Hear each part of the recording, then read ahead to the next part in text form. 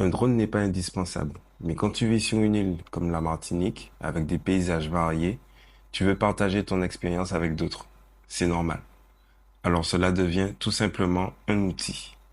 Cette vidéo n'est pas sponsorisée, c'est un achat que j'ai effectué en magasin, à la Fnac en Martinique, et par mes propres moyens. Même si mon utilisation jusqu'à maintenant se limitait à un usage professionnel pour des mariages, des clips, des vidéos ou des soirées, ce n'est pas pour autant que j'ai acheté un drone avec la dénomination Pro.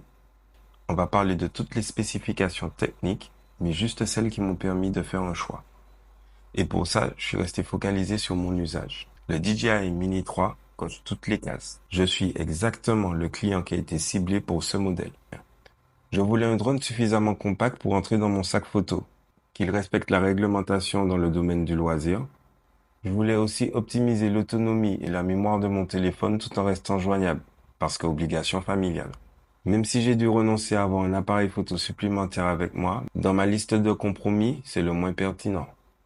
Un zoom pour filmer les sujets éloignés et la possibilité de filmer après le coucher du soleil, peut-être de nuit.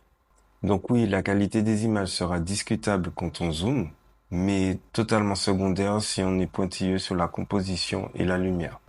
Pour le premier test, la mise en route du drone et la radiocommande sont classiques. Un appui court pour vérifier le niveau des batteries, suivi d'un appui court et d'un appui long pour mettre en route le drone et la radiocommande. J'ai été agréablement surpris par la maniabilité et la qualité de connexion. Je suis beaucoup plus serein dans mon pilotage. L'autonomie est très bonne, environ 27 minutes pour le premier vol. Le petit plus, sa caméra qui peut à la fois filmer vers le haut et vers le bas.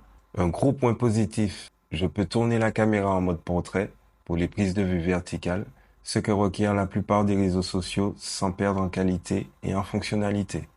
En pilotant, j'ai eu cette sensation de sérénité et de sécurité, ce qui m'a permis de me concentrer sur l'essentiel, faire de beaux plans.